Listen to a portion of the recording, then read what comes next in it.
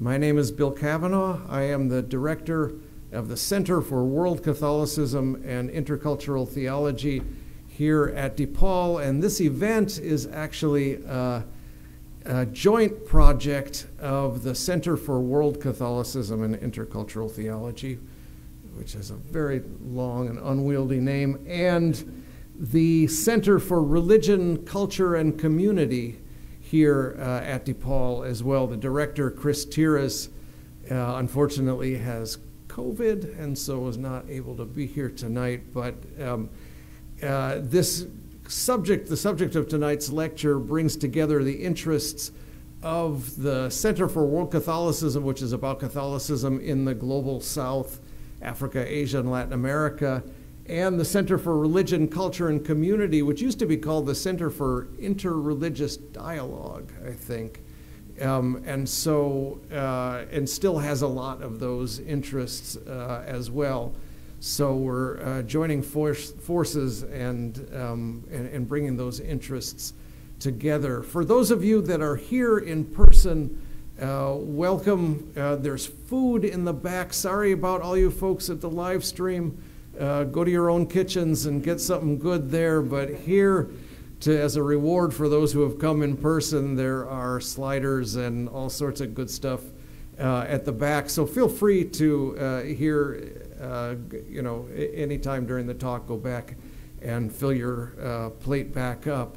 So a small crowd in person, a bigger crowd at home. I think we had over 100 people sign up for it. So as is our post-COVID reality, we're going virtual.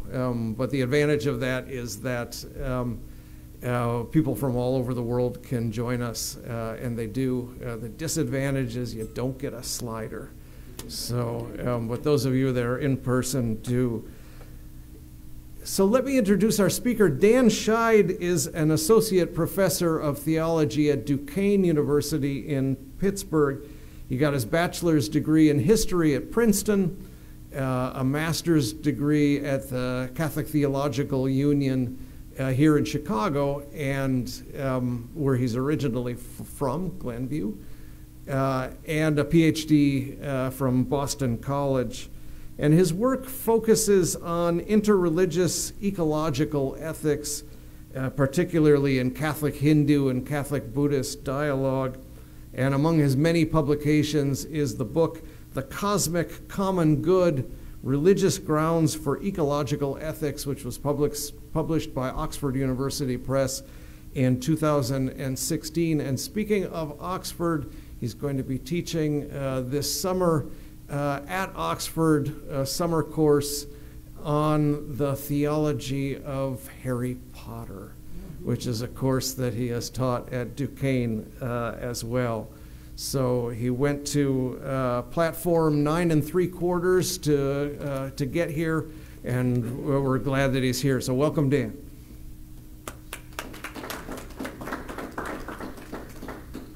Thank you very much. There might be some questions about Harry Potter at the end, more than about this. But well, I want to thank Bill Cavanaugh and Chris Tiras and DePaul University for inviting me here tonight. It's a delight to be here at DePaul, and this is very much a homecoming for me. As he mentioned, I'm originally from the north suburbs of Chicago, and I return here regularly. But DePaul also helped play a pivotal role in my vocation. I came here in 2000 to hear a lecture by Thomas Berry, a prominent historian, Catholic priest, and visionary, who was one of the first people to articulate how religious traditions could usher in a new era in which human beings and the earth live in a mutually beneficial manner. I want to begin tonight with a tale of two waters, which is also a tale of two ages. On the one hand, my love for nature, my spiritual connection to the earth begins here in Chicago. And I remember countless visits to Lake Michigan with my family. I remember the joy of swimming in waves of fresh water, frigid in June, steamy in August, and the thrill of gazing out on an endless horizon. And in my early 20s, I often biked along the lake on my way to work, which is just an unparalleled commute. I imagine and hope that many of you have had this experience on Lake Michigan, that on a particularly windy day, as the ocean-sized waves of fresh water crash to the shore, and the eyes stretch to the horizon, that you might be reminded of the words of the psalmist. Deep calls to deep in the roar of your torrents, and all your waves and breakers sweep over me. God can feel very close in a place like this. On the other hand, near my childhood home is a branch of the Chicago River, and I would often walk over it as I went around town. And this was a seemingly dead, inert place, always a kind of foreboding around it. I remember my mom warning me, this is not a place to play and explore. This is a place to stay away from. Now, if Chicago is the quintessential American city, I think it is, the representative of America's story, the Chicago River is the quintessential symbol of American progress and ingenuity. Throughout the 1800s, Chicago drew its drinking water from Lake Michigan, and the Chicago River, with all of its sewage and garbage, flowed into the lake. Now, during this period, waterborne diseases like cholera and typhus became a public health crisis, and it prompted city leaders to act, often by drawing drinking water from further out in the lake. This only lasted so long until finally they decided to solve it for good by reversing the course of the Chicago River, engineering it so that it flows, as it does now, into the Illinois, the Mississippi, and the Gulf of Mexico. The lake was a source of beauty and fresh drinking water, while the river was a channel for removing the waste of modern industrial life. Today is a different story. Many of you know that Lake Michigan faces its own environmental dangers and ecological pressures, such as the invasion of invasive water species, like the zebra mussels. These invasive species cost the Great Lakes region roughly $2 billion every year. And at the same time, there is now a vibrant nonprofit, Friends of the Chicago River, for whom I once worked, working to restore and reintegrate the Chicago River into the life of the city. What a different world we live in now. What was once an infinite source of fresh water is threatened. What was once ignored, manipulated, and disregarded is slowly becoming a source of civic pride. Now, rivers have long been important to religious traditions. As the U.S. Catholic bishops note, quote, throughout history, people have continued to meet the Creator on mountaintops, in vast deserts, alongside waterfalls and gently flowing springs. Jesus was baptized in the Jordan River, and it was there people first learned of his divine identity. The Ganga and Yamuna rivers in India have long been considered goddesses, a source of purification and blessing for all those who touch her waters. Both these are holy sites and sacred places, but both are threatened by our modern industrial world. The Jordan River today is a bare trickle, threatened by decades of water diversions and political violence, by pollution and now climate change. Just recently in November, Israel and Jordan signed an unusual treaty dedicated to save the Jordan River. The Yamuna River receives 60% of Delhi's wastewater, including high levels of phosphates, which are responsible for the sudsy water you see here in the pictures. There are many heavy metals, pollution, litter, and untreated sewage. It averages 1.1 billion parts of fecal coliform when the standard for bathing is 500. We live in the best of times and we live in the worst of times. We live in an age of astounding technological sophistication, life-saving medicines, global communications, and endless information and entertainment. And yes, much of the air in America and many of our rivers are getting cleaner. But we are also living in an age of rising temperatures and rising seas, of droughts and wildfires, of increasing hurricanes, and of climate refugees. Chicago's waters, as well as the Jordan and Yamuna rivers, encapsulate two truths that are now global. The earth is a site of unimaginably precious beauty. The earth is under severe threat by human technology and culture, with long-term consequences for future generations of human beings and for all living species. Many Hindus and Christians, in unison with people of goodwill around the world, are wondering, how do we face these two realities? Tonight I want to ask, how can the Hindu and Christian religious traditions help us perceive the natural world anew, to recover the sense of the sacred, the presence of the divine in our rivers, our lakes, and our world? So I want to propose 3 ways in which the Hindu and Christian traditions can do this. But I should start with disclaimers. 2, first, these traditions are not monolithic. They are vast and diverse, and they bear divergent and opposing viewpoints within them. There is not one Christianity or one Hinduism, or one Hindu or Christian understanding of creation or of the divine or of human beings. They are each a multiplicity of traditions. And if Christianity is hard to pin down, so much more are the traditions that we together call Hinduism. So what I say tonight does not begin to exhaust, or even would every Hindu or Christian even agree with what I say tonight. Second, these traditions are inherent. I'm not arguing that they are inherently ecologically sensitive. They are ambiguous. Both carry prominent strands within them that would militate against acting for climate change, cleaning up pollution, and working for conservation. And these include things like a primary focus on human salvation, the utter transcendence of the divine, suggesting that what happens to this material world is irrelevant, or a kind of anthropocentrism that places human beings so far above non-humans that we are justified in anything we do. Instead, contemporary Hindus and Christians are engaging in acts of theological creativity, looking at their scriptures, their traditions, their philosophies, and trying to understand how do we respond to our beautiful and degraded earth. So, rooted in vastly different worldviews, contemporary Christians and Hindus display a remarkable consensus on 3 points. 1, the immanent presence of the divine in creation. 2, the intrinsic goodness of nature and the intrinsic value of non-humans. And 3, the goodness of cosmic order, with the clear ethical implication that human beings are called to protect and preserve Earth's well-being. So point 1, the immanent presence of the divine. A central aspect for many contemporary Hindus and Christians is the radical immanent presence of the divine. Now there's a balance in both of these traditions between transcendence and immanence. Transcendence is, the creator exceeds, transcendence suggests that the divine is beyond the limited, finite, and material world. The creator exceeds rational comprehension, and the power and energy of the Lord cannot be contained or exhausted by the cosmos. You could think here of a cosmic Krishna or a cosmic Christ, creating and maintaining and preserving the universe, drawing the universe to its conclusion. Doing this process once or an infinite number of times is effortless to the Creator.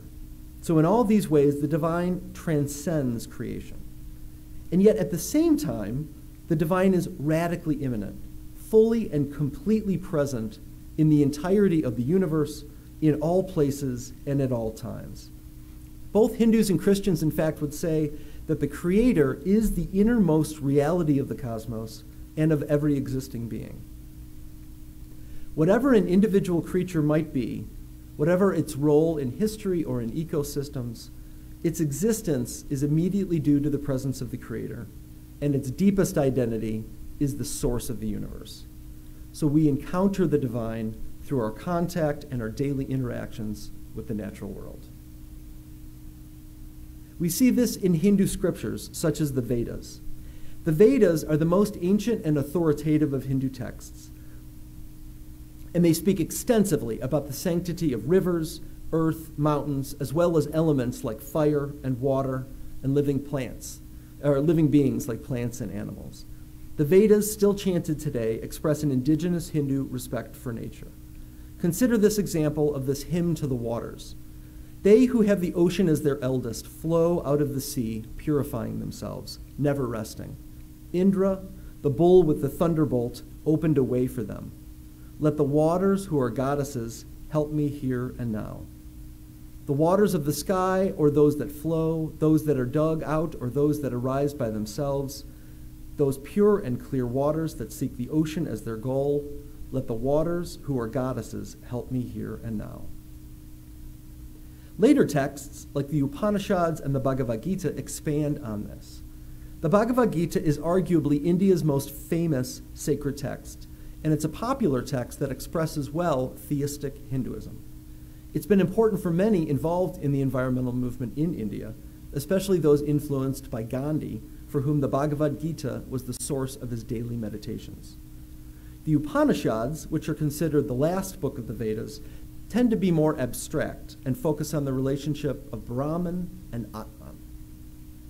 So Hindus begin with the belief that everything is part of a radically interconnected reality.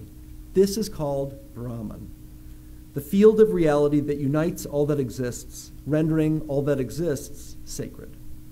Brahman signifies the pervasive and divine unity of the universe beyond form and change. The Brihadaranyaka Upanishad states the whole world is Brahman.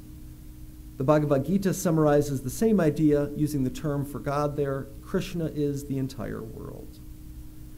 Within each living being is also an Atman, the sacred source of the person, that which is reborn over and over again without change.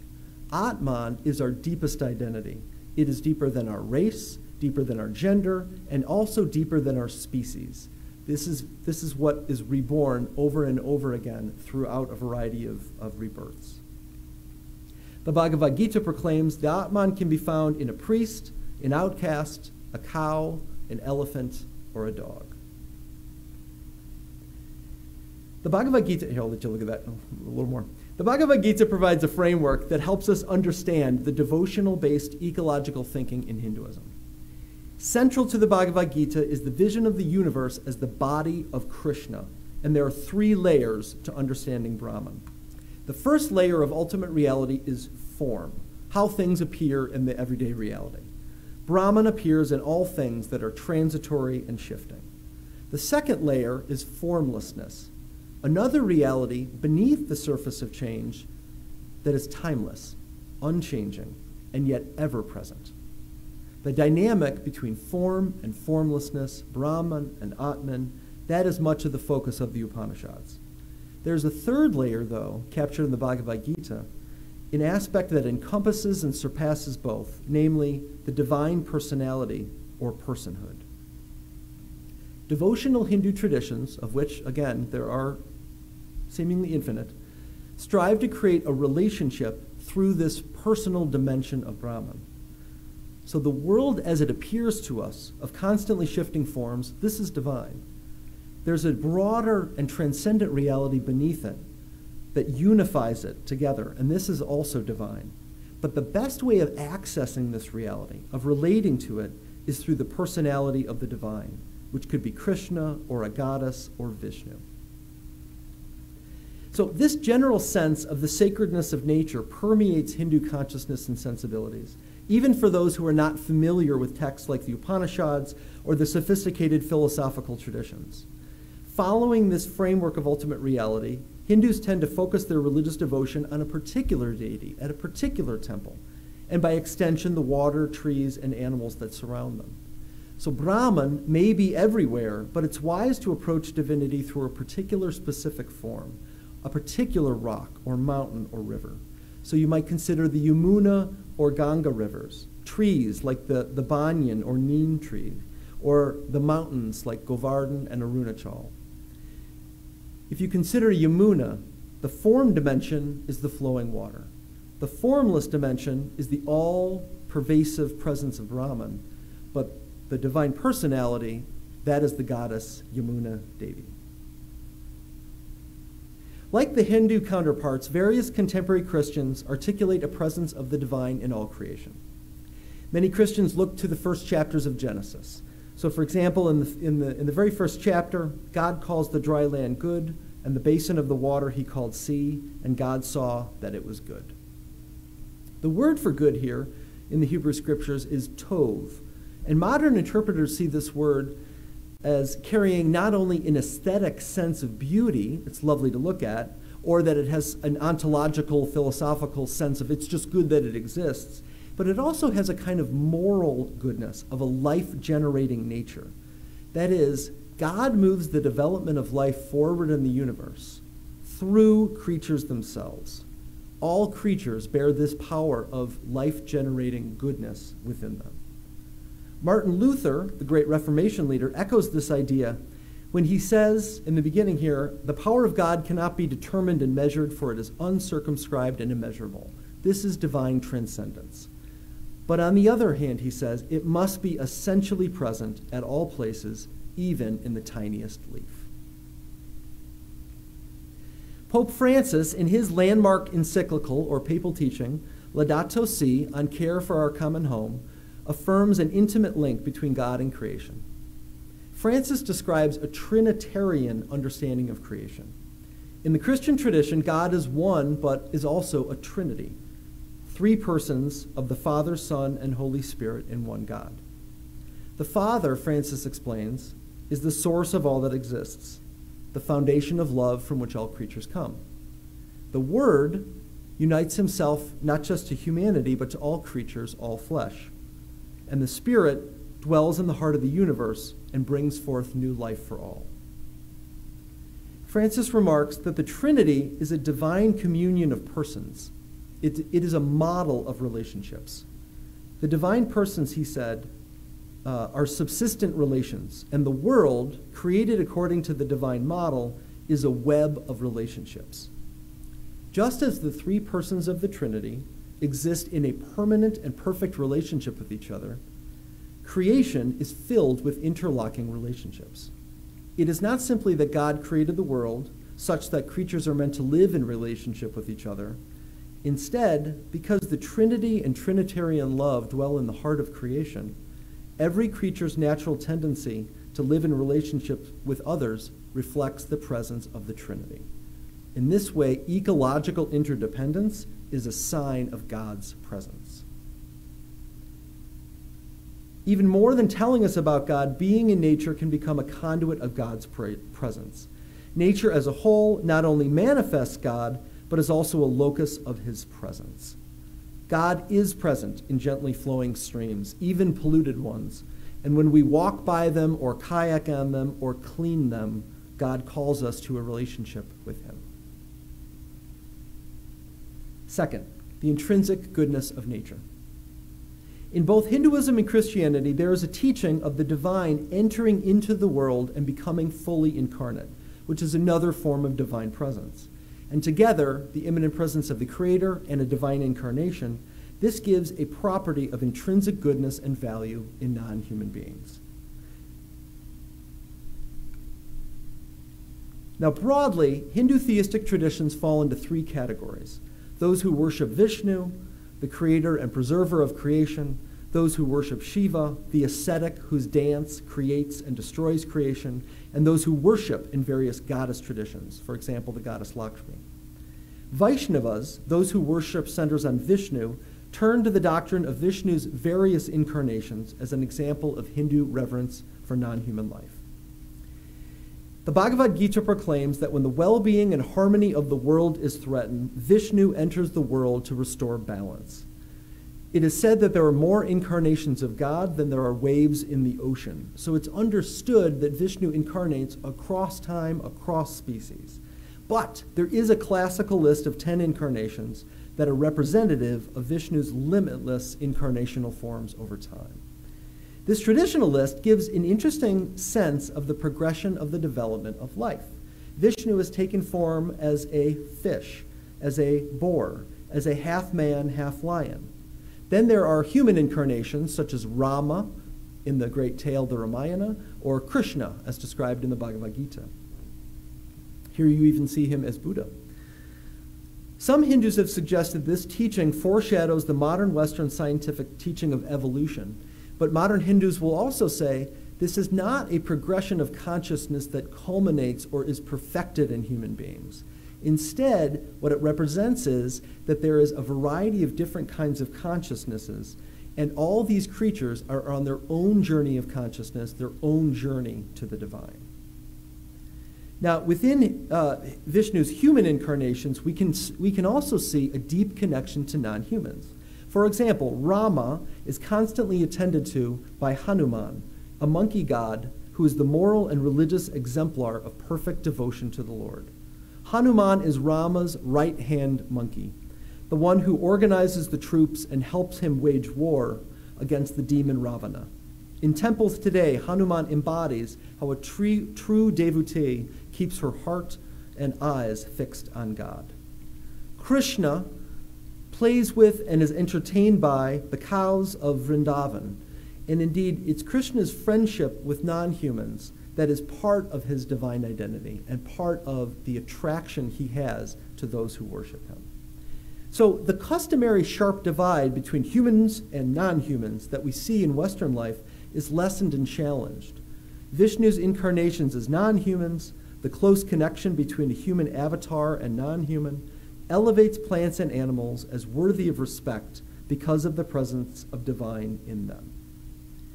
In addition to affirming a close connection between humans and non-humans, the tradition of the avatars, interestingly, has some warnings about human hubris. And I like the story of Hiranyaksha.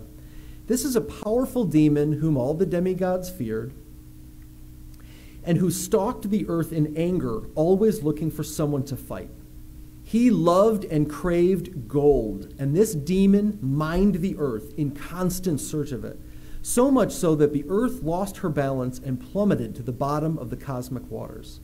Vishnu saw the earth's distress and took the form of a boar, Varaha, to raise the earth with his tusks. Varaha battled and defeated Hiranyaksha when he was then able to save and restore the earth to her proper position. Now, this is an example of Vishnu taking a non-human form as an incarnation, but it's also an intriguing comparison between the demon's lust for gold and our own modern economy, in which we continue to hungrily search for fossil fuels wherever we can find them and minerals to power our technology, with little to no attention to the earth's balance. Hindu wisdom, which underscores the divine presence in creation, could provide an interesting critique of this obsession. In a similar way, Christians have also taken their tradition's assertion of the general goodness of creation to talk about the goodness of non-human creatures and their intrinsic value. In Laudato Si, again, Pope Francis describes the depths of the Creator's love for every creature, and in this way emphasizes the goodness and value of non-humans. For the Christian, God is love, and so naturally creation is steeped in the love of God. Creation, he says, is of the order of love. God's love is the fundamental moving force in all created things. There's Dante there on the left, who says at the end of the Divine Comedy, it is the love that moves the sun and the stars, and on the right are the pillars of creation. Describing creation as the order of love gives us the broadest possible view of the depth of God's love. Every creature, says Francis, is the object of the Father's tenderness who gives it its place in the world. Even the fleeting life of the least of beings is the object of his love, and in its few seconds of existence, God enfolds it with his affection. The God who is revealed and manifested through creation is the inexhaustible fountain of love, a creator who loves all that exists, and this love imparts to each and every creature a dignity and value that is intrinsic. Like the Hindu Avatara traditions, Christians also describe the Creator becoming incarnate, and indeed, the Christian tradition famously centers on one singular incarnation, the second person of the Trinity who took flesh in the person of Jesus Christ. Incarnation means to take on carne, or flesh, reflecting the Gospel of John's introduction, in which we learn that the Word became flesh and made his dwelling among us, and we saw his glory, the glory as of the Father's only Son, full of grace and truth. As the second person of the Trinity, I'll go back, Jesus is the Word through whom all things are made. And many Christians have appealed to the idea of a deep incarnation, in which the incarnation represents not only God becoming human, but becoming earthly, creaturely. In becoming human, God becomes a complex unit of minerals and fluids, becomes DNA, and thus part of the long evolutionary development of life on Earth. Jesus is made up of carbon and iron, and thus becomes part of the history of stars and galaxies and the entire universe. As the historical person, Jesus of Nazareth, Jesus manifested a close relationship to nature, often drawing the disciples' attention to the beauty of nature, to view it with the paternal love and affection that the Father does. Jesus retreated alone in nature to pray, and he famously exhorted his followers to be like the lilies and entrust themselves to God's loving care. Skip that one. So, to my third point, cosmic and planetary order. For both Hindus and Christians, the Creator does not merely indwell in creatures or in the cosmos. The divine infuses creation with a sacred order of proper and healthy relationships, of creatures to the Creator, of creatures to each other, and of creatures to the cosmos and its order as a whole. This is a theological parallel to ecological order. Climate change not only threatens individuals, species, but also ecosystems, the balance of relationships that enables creatures to live and to thrive. Human beings, in turn, are meant to contribute to this order through their religious, social, and personal responsibilities. And a well-ordered planet will protect human life as well. For Hindus, the term for cosmic and planetary order is dharma, that which supports and sustains the universe. Now, scholars tend to focus on philosophically dense concepts like Brahman, the infinite field that unites all that exists. But for most Hindus, the principles of dharma, as they are communicated through epic stories, devotional songs, daily practices, this is how most people access wisdom. In various stories, like in the story of the avatar Varaha, there is a close connection between dharma and cycles of destruction. The failure to uphold dharma leads to breakdowns, and fulfilling dharmic obligation leads to flourishing for all beings. The classic epic, the Mahabharata, of which the Bhagavad Gita is a small portion, places dharma at the center of the story. Dharma exists for the general welfare of all living beings. Hence, that by which the welfare of all living creatures is sustained, that for sure is dharma. Swami Vibhudesha Tirtha makes a clear link between dharma and sustainability. He says, according to Hindu religion, that which sustains all species of life and helps to maintain harmonious relationships among them is dharma. That which disturbs such ecology is adharma, or not dharma.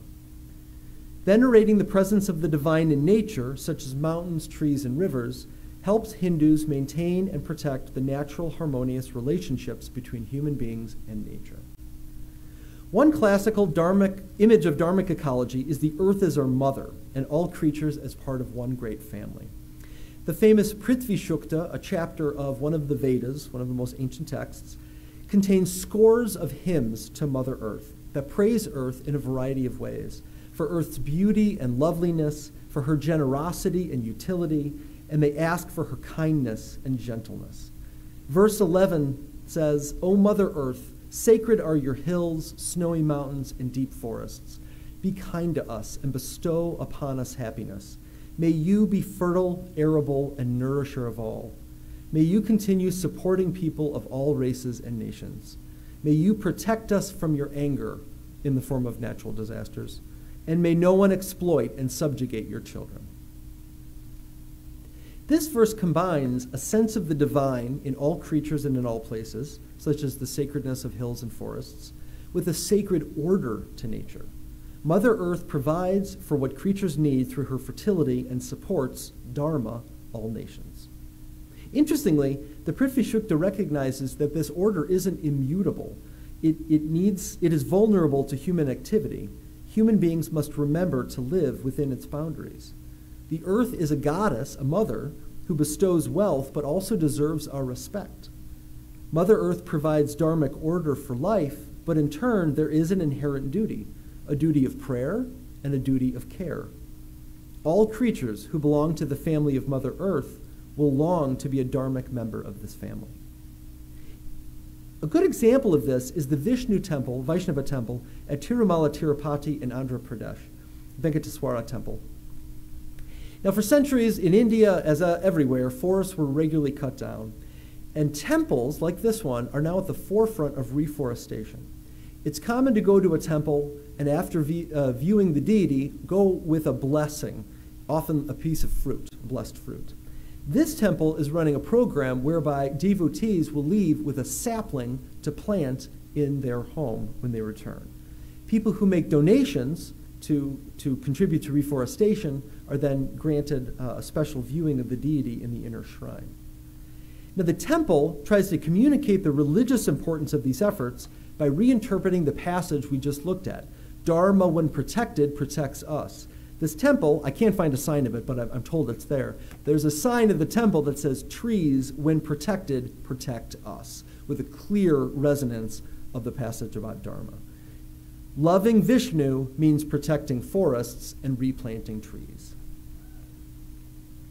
Many Hindu theologians also point to the significance of ahimsa, or non-violence, as a distinctively Hindu contribution to our vocation to support planetary order. Ahimsa, or non-violence, is a practice that demonstrates respect for non-human species. Mohandas, or Mahatma Gandhi, is a famous exemplar for whom ahimsa, nonviolence, was the guiding philosophy of his life. Gandhi took particular pride in Hinduism's protection of the cow. He said, "The cow to me means the entire subhuman world. Man, through the cow, is enjoined to realize his identity with all that lives. Protection of the cow means protection of the whole creation of God. Cow protection is the gift of Hinduism to the world." Nonviolence to cows and to all non-human creatures for Gandhi represents a great moral example of respecting ecological order. The Christian tradition, through its scriptures and doctrines, also insist on the moral order of creation. And in Laudato Si, Pope Francis underscores the interconnected nature of creation. It cannot be emphasized enough how everything is interconnected. Just as the different aspects of the planet, physical, chemical, and biological, are interrelated, so too living species are part of a network which we will never fully understand or fully explore and understand. Francis counsels humility here. We can never presume that we can tamper with this network and be sure of the consequences. Similar to the image of Mother Earth in the Vedas that we looked at, Francis offers two striking images, one that draws on St. Francis of Assisi, namely the image of the earth as mother. Indeed, the very first lines of the encyclical center on this image. So this is the very beginning of this document by Pope Francis. Laudato si mi Signore, praise be to you, my Lord. In the words of this beautiful canticle, St. Francis of Assisi reminds us that our common home is like a sister with whom we share our life, and a beautiful mother who opens her arms to embrace us. And this is the words of St. Francis. Praise be to you, my Lord, through our sister Mother Earth, who sustains and governs us, and who produces various fruit with colored flowers and herbs. St. Francis envisions the earth like a fellow creature of God and invokes the language of family, tenderness, and care. Pope Francis offers another metaphor, that of a family, as a way to conceive of the order of creation. As part of the universe called into being by one Father, all of us are linked by unseen bonds and together form a kind of universal family, a sublime communion. Mother Earth and Father Universe, perhaps. A critical component of Pope Francis's understanding of the communion of creation and of the unseen bonds that tie the universe together is the intimate connection between the suffering of the earth and the suffering of the poor. One way he addresses this is through the idea of the cry of the earth. We cannot underestimate the degree to which all things are interconnected, and we must link non-humans and the poor, those who are excluded from our moral vision, together. He says we have to realize that a true ecological approach always becomes a social approach. We must hear both the cry of the earth and the cry of the poor. Just as human actions have disturbed the planetary order of the climate, human choices are at the root of much or most human suffering, human economic suffering. Like a Hindu nonviolence, the Christian moral response to the interconnectedness of nature must aim not only at conservation, but relief of the suffering of the poor. There is a sacred order to creation, just as there is a sacred dimension to the peace that humans experience when violence subsides and people get enough to eat. In my own work, I've proposed an ecological expansion of the principles of Catholic social teaching. The principles of Catholic social thought usually center on human dignity and the common good. Every human being has an intrinsic dignity and value in herself, but every person is part of a wider community, the common good, that has its own value and dignity. But given the teaching of divine immanence and the threat of ecological collapse, I suggest that these categories should be broader. We should think in terms of creaturely dignity and a planetary or even cosmic common good. Human moral responsibility, I argue, should expand to include this larger dimension of a sacred order in creation. Christians locate the sacredness of order in creation through Scripture as well. The Hebrew Scriptures reflect a deeply agricultural worldview that depicts human beings in radical connection to the land, and it gives human beings a clear vocation to care for non-human creation. In the very first couple of chapters of Genesis, there is a clear kinship between human beings and the land. And the Lord God formed the human being, Adam, dust from the fertile soil, Adamah. The human person is not merely formed in this one place, but is literally derived from the soil, reminding the community that the land comes first in God's relationship to human beings. Humans come from humus, from fertile soil. There's a similar connection between humanity and the land in the second creation account. The Lord places the human person in the garden, in the common translation, to cultivate and to care for it. Yet the Hebrew words offer a distinctive and emphatic sense of humanity's responsibility, because these words are generally bigger than just agricultural terms. The first word, translated as cultivate, abad, in other contexts means to work for, as in to work for someone, a divine person or a human being, as a servant, and even as a worshiper. The Israelites are brought out of Egypt to abad the Lord. The second term, to care for, is shamar, which connotes keeping but also abiding by moral guidelines. The Israelites are told to shamar the Torah, the words of the covenant in the Hebrew Bible. So human beings in this reading are meant to work and to cultivate the land, but they're also meant to observe the land, to obey its commands and its limits.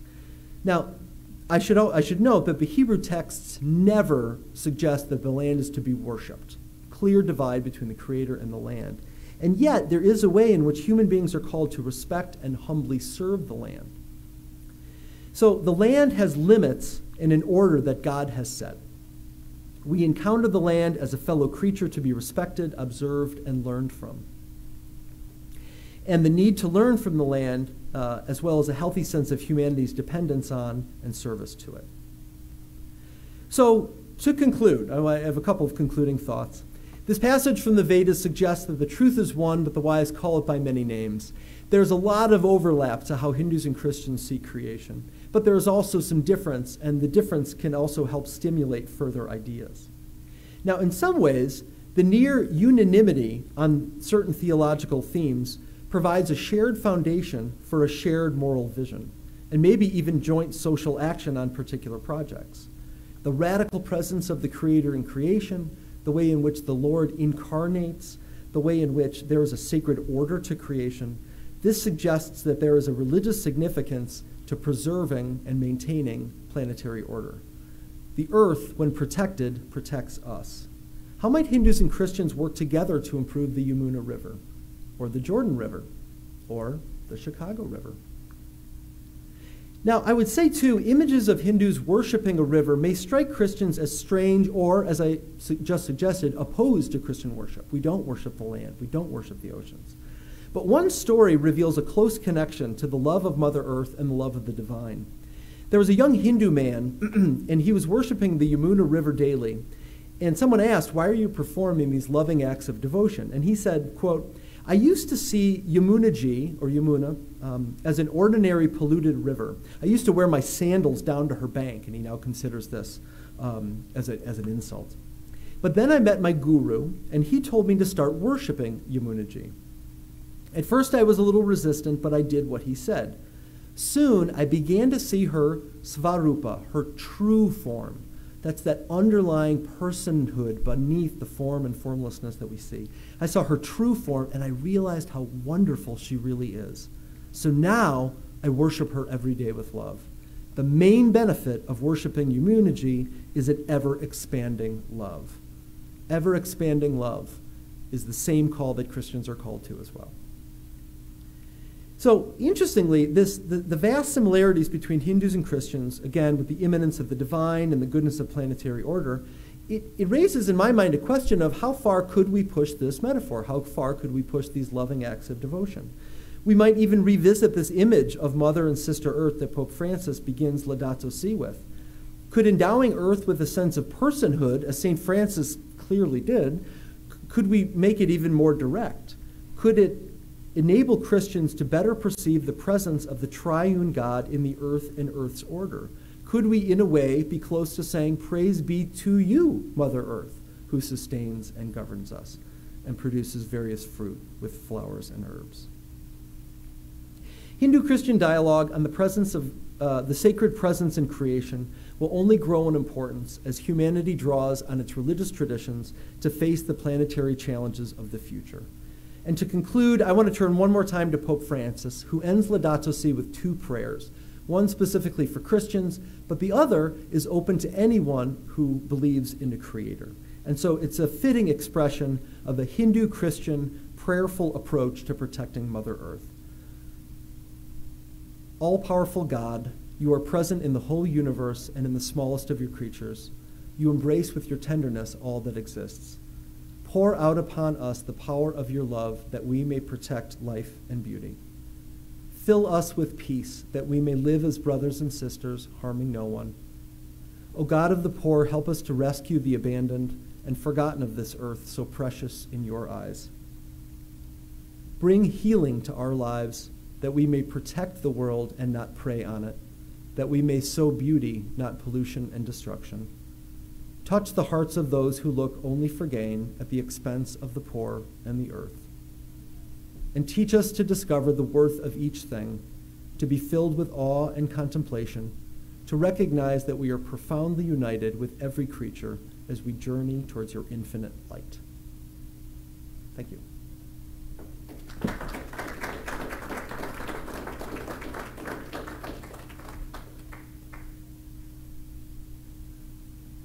So we have some time for questions, and I'm just going to ask you, if you have questions, if you would please come to the microphone here so that the people that are listening on the live stream can hear as well, and we can capture it on the cameras.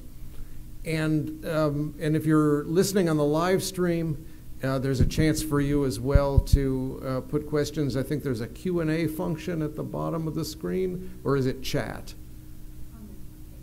Comments on, oh, I'm sorry, this is on Facebook, not Zoom. So yeah, there's a comment function.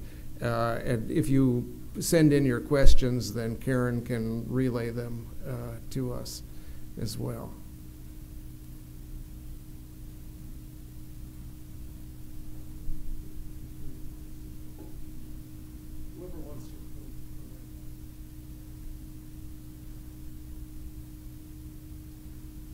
Yeah, Dan, thanks. Great talk. I really appreciated it. And you talked a lot about cultivate and the different ideas that's been brought up. But certainly there's this historical time, the 60s here in the United States, but I think also in Europe, where the, Western thought and Christian Western thought is really portrayed as, yes, exploitive, but also this idea of order. You mentioned order a lot of times. But order took on this negative connotation, like we wanted to order nature and subjugate it to some extent. And it's always seen someone this kind of simplistic, then this Hindu thought is, and the Hindu religion is a remedy, is a more enlightened way of conceiving of nature. Is it that simple, or is there a little bit perhaps more complexity there? Yeah, thank you. I don't think it's simple. I think what I was trying to bring out is what, as far as I can read, is what Christians and Hindus are actively doing to retrieve elements of their tradition that would apply to the situation that we're in. So I wanted to begin with the situation of the earth is in a new situation, is in a new condition, and we are in a new position unparalleled in human history. So it evokes new questions and it requires new responses. And I mentioned earlier too, both Hinduism and Christianity could be profoundly anti-ecological, anti-conservation, and so forth. There's a really interesting comparison between the Ganga and Yamuna rivers, for example. I'm not sure this is answering your question, but I'll get to it. The Ganga River is a goddess and is so perfect, so pure, she is unable to be polluted. And there are a number of priests who conduct rituals and rites down by the river, and they insist on the infinite unsullibility of Ganga River, which in some ways leads to people not paying any attention to the pollution that they put into the river. On the other hand, the Yamuna River, similarly, is a goddess and is a source of blessing, but the pollution ends up becoming a hindrance to the devotee's ability to recognize her personal identity. And some of the other religious traditions are trying to bring that sensibility into the protection of the Ganga River, the actual environmental protection that they're doing. So I don't think there's a simple answer in terms of Hinduism has the answer and Christianity doesn't. But I do think that there's a way in which Pope Francis is trying to recover an indigenous sense of the goodness of creation that you see pre-modern Christianity and you see in religious traditions all over the world, and counseling humility. We don't know how everything is interconnected. And when we try to manage and intervene as if we knew everything, we often wind up causing harm we didn't anticipate. Thank you.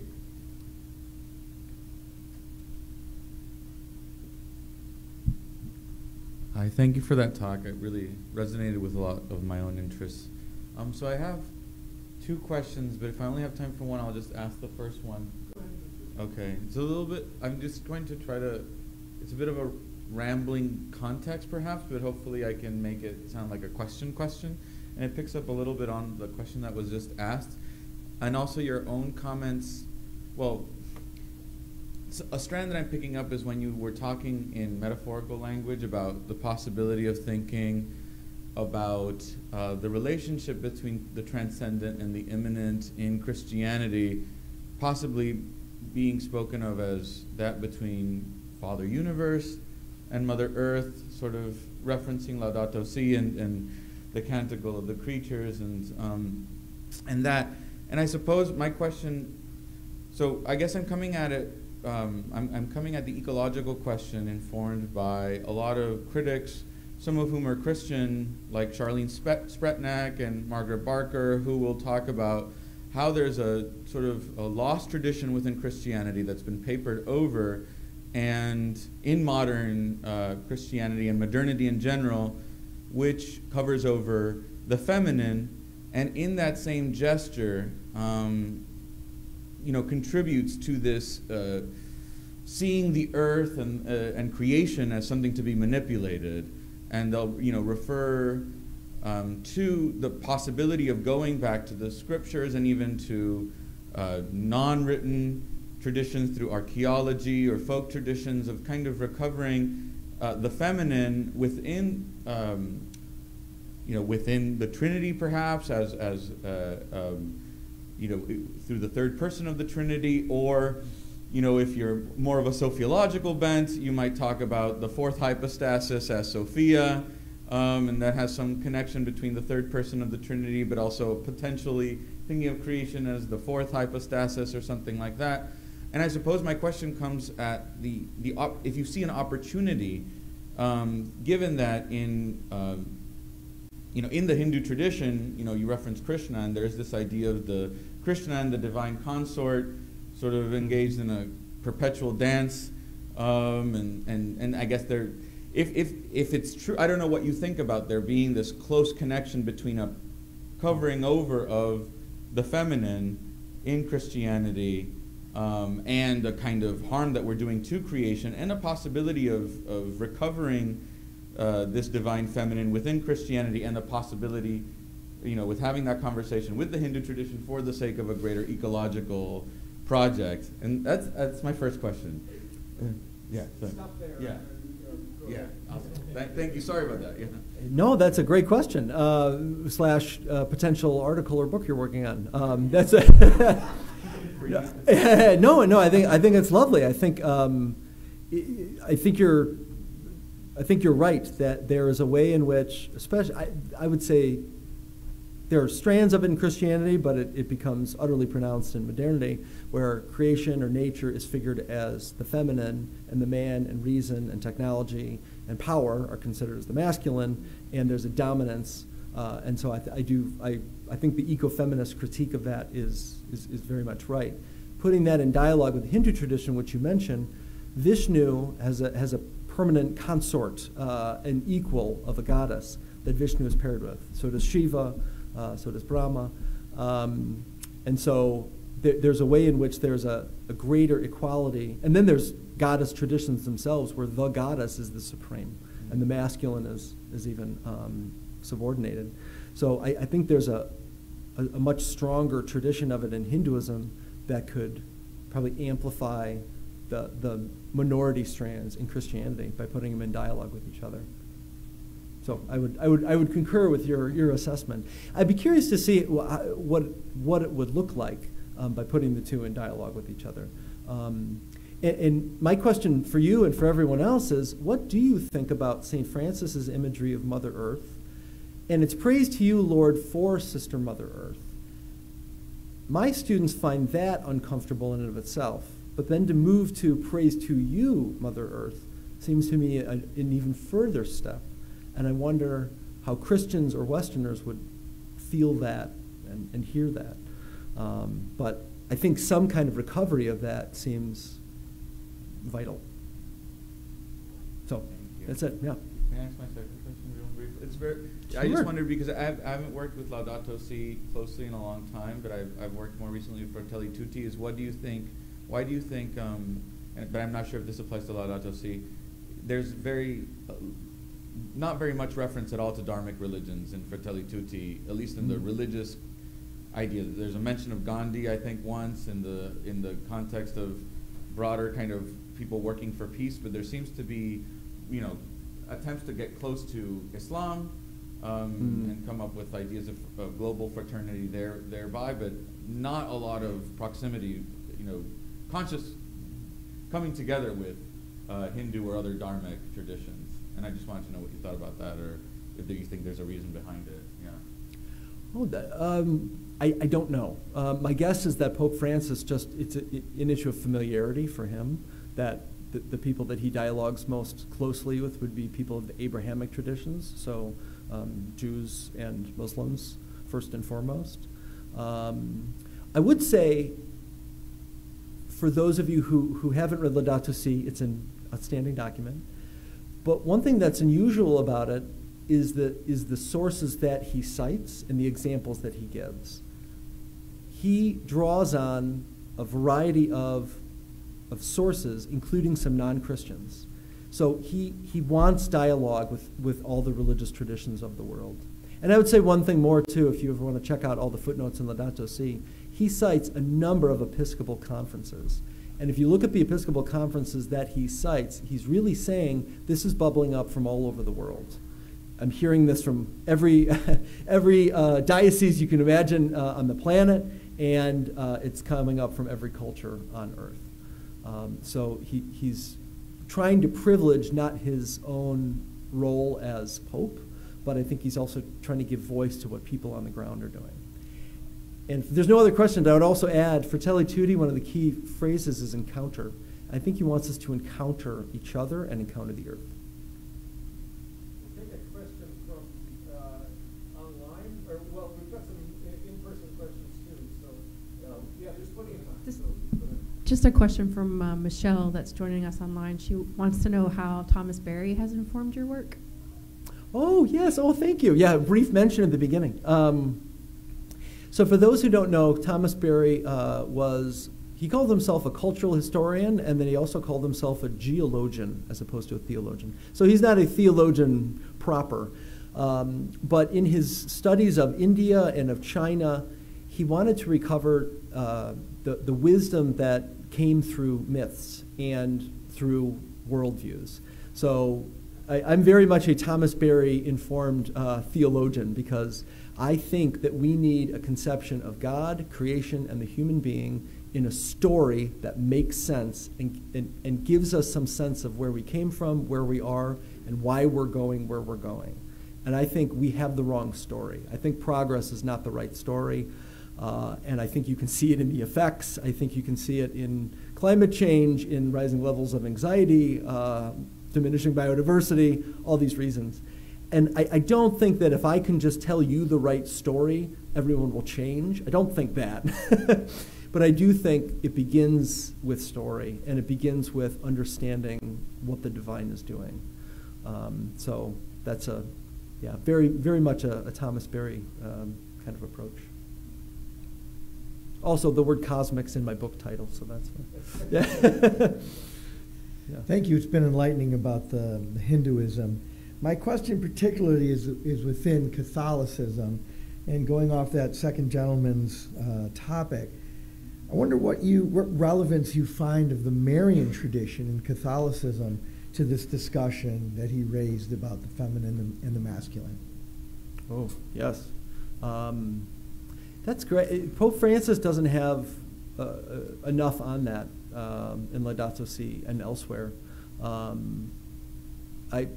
I have to be honest, I don't have much of a, of a considered response on this.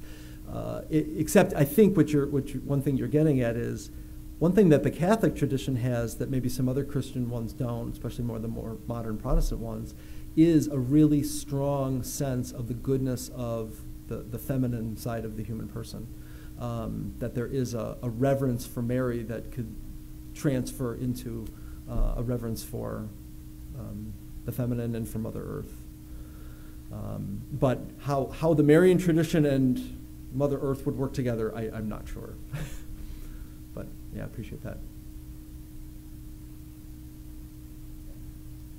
Thank you, Dan. My question is more about what forms of ethics are you trying to develop, a common ethics for the globe that can emerge from this convergence that you're seeing in Hinduism and Christianity. And then the second question is, what kind of future do you envision that will emerge based on the ethics that you might propose to the world from your findings so far? Thank you.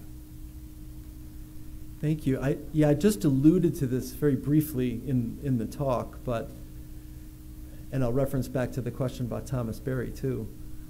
I don't think that there should be one religious tradition for the planet. I don't think that there should be one story that all people identify. Because I could imagine the variety of violence that it would require to get every human being to belong to the same religious tradition. Even though I love my Catholic Church, and there's a way in which it would be great if everyone were here. But the better chance of finding a commonality would be an ethic as opposed to a theology or a ritual or something like that. So what I try to do is take the principles of Catholic social teaching, which are not theological principles. They're also accessible to reason, at least in the tradition of the Catholic Church. They're kind of middle order principles. So they're not describing the utter transcendence of the divine or how God has spoken in history, but they're also not concrete enough to say this is the level of pollution we should allow into the Chicago River. It's a kind of principle that can work: common good, human dignity, solidarity, rights tradition, preferential option for the poor. So what I'm trying to do is take those principles and find parallels to those in other religious traditions and see how they're working. So that's my hope. My hope is that a Hindu and a Christian, for example, would say, I see what you're doing with Dharma, and I think that fits in the way we talk about the common good. And the Hindu might say, wow, that's interesting. Different roots. I draw from the Bhagavad Gita and the Vedas. Totally different, but yeah, there's a commonality to what we're trying to do, and we are definitely both critiquing Hiranyaksha of the modern world.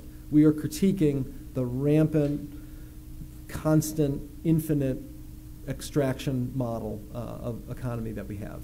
So I would like to see some more joint action where Hindus and Christians and all religious traditions would express how to protect the earth in their own idiom and have respect for and say, there are ways in which I agree with the way this person says. We're not saying the same thing. I don't want that. But to say there's enough overlap there that we have a lot of consensus on how to address climate change.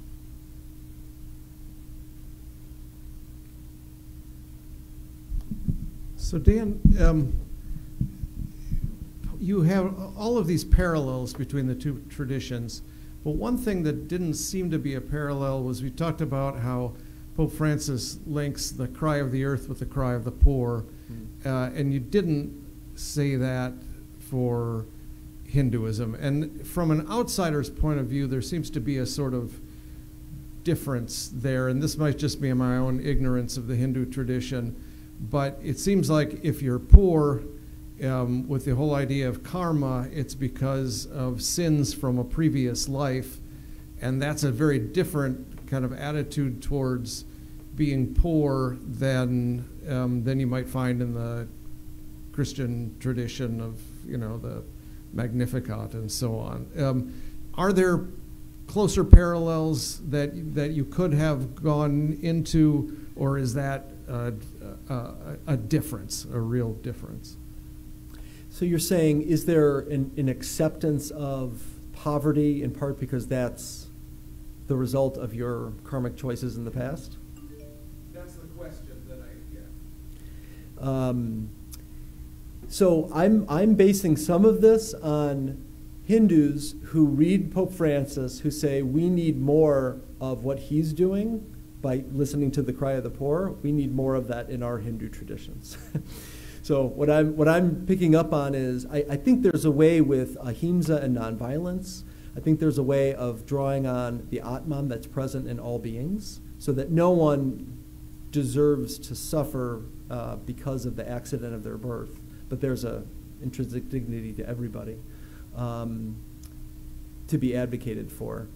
But in terms of the actual critique of economic systems, I think Christians might be a bit stronger on that, and I've read Hindus who have said the same. Does that answer your question?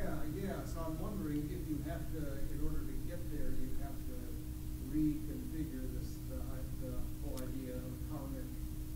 You know, that what you've got is what you've got because it's being worked out from sins in a previous life. So there are all kinds of Hindu reform movements and Hindu reform interpretations of Hinduism. Gandhi, for example, looks at the caste system and says that there are 4 traditional castes of Brahmin or priest, Kshatriya or warrior or ruler, merchant, Vaishya, and Shudra or servant. And he says that those are not places that you're born into. These are all equal tendencies of the human person, and everybody has their own particular kind of vocational gift. Some are meant to teach, some meant to lead, some meant to serve, some meant to do something else. And so what he tries to do is reinterpret the different kinds of roles and dharmic responsibilities that people have, not as punishment from your karma of the past, but as something that's dignified for everybody. So that's one example of a way that a Hindu would do it within Hinduism. Yeah.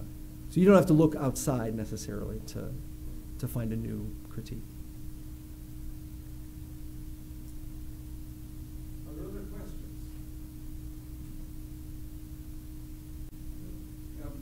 Okay, I'm just going to ask one more.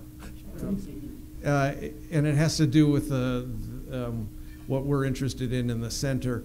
Are there, in India, are there these dialogues going on between Indian Catholics and Indian Hindus? I mean, right now it's a tense situation.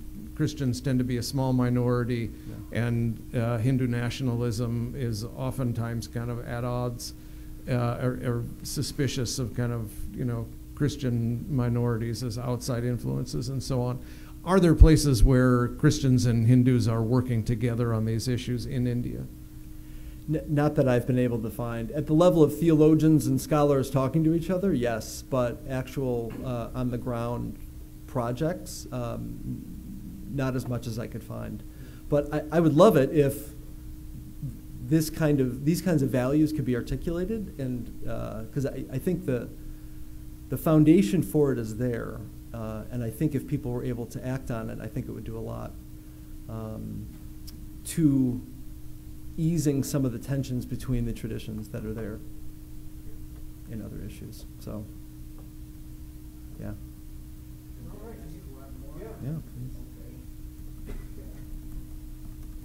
The the question is something that I also wrestle with this question. The creation narrative in Genesis has some kind of a movement culminating in the account with the creation of the human person, who has been given the responsibility of stewardship. Added to that is that God made the human person in God's image and likeness, and you propose that it's not simply human dignity, but the dignity of the cosmos. If I get you well, the image and likeness. This is quite. I mean, a lot of patristic fathers wrestle with what does it mean to be made in the image and likeness of God. Now, you find then this movement in history within the Christian account of history of then humanity sinned, then there is redemption, then Jesus comes into the chaos, restores creation, and we are waiting for the consummation of all things, which I think also plays into some version of progressivism, this architectonic notion of history.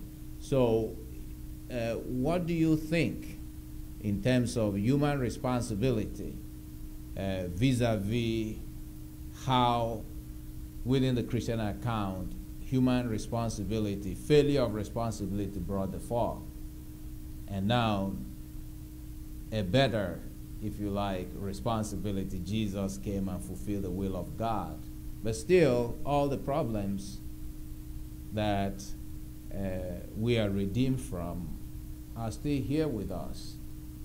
Therefore, where, I mean, sorry to ask, but where is creation moving in this kind of history that we are living in, especially when it is totally a different account of history from Hinduism, the way history is seen. So how can these two work together when the way they see the future, they have totally, I think, really, you know this better than most of us here, the notion of history in Hinduism doesn't seem to me to be the same as the notion of history in Christianity, and so ethics becomes quite problematic in terms of convergence.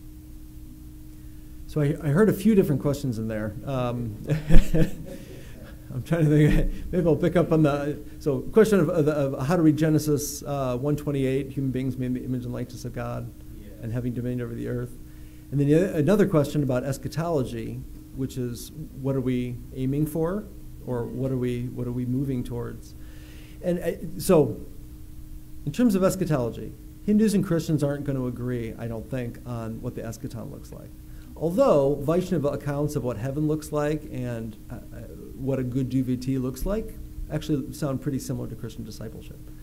But in terms of, is this the one historical movement of the cosmos, or as in Hinduism, is it an infinite cycle of creation, destruction, dissolution, which has some, if you're a modern Western scientist, I think the Hindu might sound more persuasive than, than the Christian one, but I don't know. But I don't think Christians and Hindus would agree on that, but what I do find fascinating is the idea of order, of dharma, and of the common good and dignity are very strong parallels with each other. So that despite differing views of where we're going, of what heaven looks like, and so forth, I think there's a lot of commonality that they have. In dialoguing with Hindu and Buddhist traditions, and Christians are doing this already just within their own tradition, but in my mind, dialogue with Hinduism gives a really strong justification for suggesting that there's more than humans and God and angels in heaven. Hindus' descriptions of God, of heaven, include animals and plants and cities and so forth. And the Christian tradition for a long time has said it's just humans. Aquinas says, are plants and animals in heaven? And the answer, no, not necessarily Thomas Aquinas exactly, but basically the answer is no, because they're not needed anymore. I think dialoguing with Hinduism has suggested to me that that's not the right interpretation of Christian eschatology. So that would be my answer on eschatology. And in terms of the image and likeness of God, I thought you were going to ask about dominion. And that passage says, because we're made in the image and likeness of God, we have the right to have dominion over the earth. But I would say something like, to image forth God is to be the one who, like Jesus, can care for those who can't care for themselves, is to have superior power over another and use that to protect and preserve, as opposed to a justification for using something else because it's lower in dignity or value.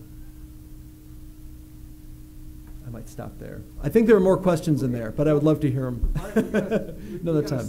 A student question. Oh my gosh, yes. Yeah, Declan, go ahead. Oh, I'm sorry. There's another. Okay, Wait, go ahead. who asked it? No, go ahead. Okay, thank you. Sorry. Ooh, I don't want to break it. I'm sorry. Okay. So you, I can't really adjust it. So you said that as like different faiths, we will all never like fully agree on like what ethics should be and everything. So I'm wondering, in your opinion, to what extent should finding like commonalities between the different groups, like to what extent should that go? Thank you. Great question. I think it's a spectrum. So I think in terms of defining who God is, or maybe what heaven looks like, I would expect us not to agree on that, and I'm okay with that. In terms of ethics, how we should interact with one another, I think there would be a lot of similarities, but also some differences. I think that finding the points of overlap are important for common action, and I think dialoguing and seeing the differences between each other can help us reinterpret our own tradition a little bit. So for example, by dialoguing with Hindus and learning about this idea of Atman, the Atman exists in all things, including a cow, an elephant, a dog, and a human, I look at my own tradition and say, dignity. Yeah, okay, dignity for the human person. What would that be like to expand that in a cow, an elephant, a mountain, a river? And then I try to see, to what extent could I do it? I might not go as far as worshiping the river the way that one young man worshipped Yamuna, but I know I have some very similar, there's a very clear overlap in terms of maybe dignity of animals, and then the differences might stretch me a little bit. So I think it's a spectrum. So I don't think we'll have absolute agreement, but I don't think we'll have absolute disagreement at all either. And I think the dialogue will actually kind of move us in interesting ways. Like going back to that question, some Hindus say the Pope's emphasis on protecting the poor is really helpful and we need more of that. So that's an example of a Hindu learning from other religious traditions. And I think this applies to other things that we don't discuss very well, like abortion and war and other kinds of things as well. I just have like a quick two questions. Yeah. The first question I have is like based off like all of your like research and like your voyages. What do you think is like who has the upper hand, like the United States with all of their like cultural preferences, or like the people practicing Hinduism and like Buddhism? And then like another part is like, because we have the Pope like culturating everyone with these ethics, like do you think that, I'm not exactly sure, but like Hinduism and Buddhism, like do you think they need some leader to step up? I'm not sure if there is already that's like throwing these ethics about like global warming, and like if these don't change and you don't take a part of how religion feeds into all these creations that God, or for them, played in our lives, like what's going to happen, like ethically, if that makes sense. Yeah, that's great. Thank you. I think every religious tradition, every culture has something to contribute, and I think everyone has something to learn. So I think as an American Catholic, I think that there's a lot that I'm worried about in this country in terms of, but also a lot that I'm proud of. And I'm a Catholic, so I'm very, very proud of that heritage and what the Catholic Church can offer the rest of the world. But I also think that there's a lot happening in India and in South America and in Africa and other places that I would have a lot to learn from. Whether or not they have something to learn from me, I would probably leave to them. But I think that there's a lot that we could certainly all learn from each other. And I'm always struck by the amount of overlap that I can find between my tradition and other traditions. That the foundation for joint action is profound and strong. In terms of your second question, there is not one spokesperson for Hinduism by a long shot. And Buddhism either. Buddhism has the Dalai Lama, but that's Tibetan Buddhism. That's just one strand of it. The Pope is, I think many people revere the Pope who are not Catholic because he can speak and voice the thoughts of not just the Catholic Church, but in some ways people of faith as a whole. So other traditions do have statements, for example, on climate change. There are Buddhist statements, there's Hindu statements, Muslim statements. But when Laudato Si came out, there were a number of faith community, non-Catholics and non-Christians, who came out saying, yes, finally we have this religious, moral, spiritual argument saying caring for the earth is a vital human task, and people of faith need to stand up and do something about it. So, yeah.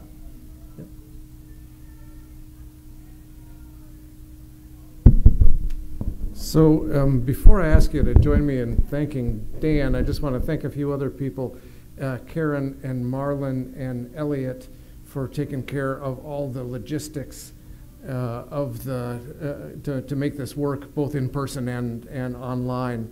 And I want to thank Chris Tiras and the Center for Religion, Community, and Culture, or is it Culture and Community? I can't remember. I always get them mixed up, for co-sponsoring the event as well. But especially I want to thank Dan for a terrific talk and a really interesting exchange in the question and answer as well. So thank you, Dan. And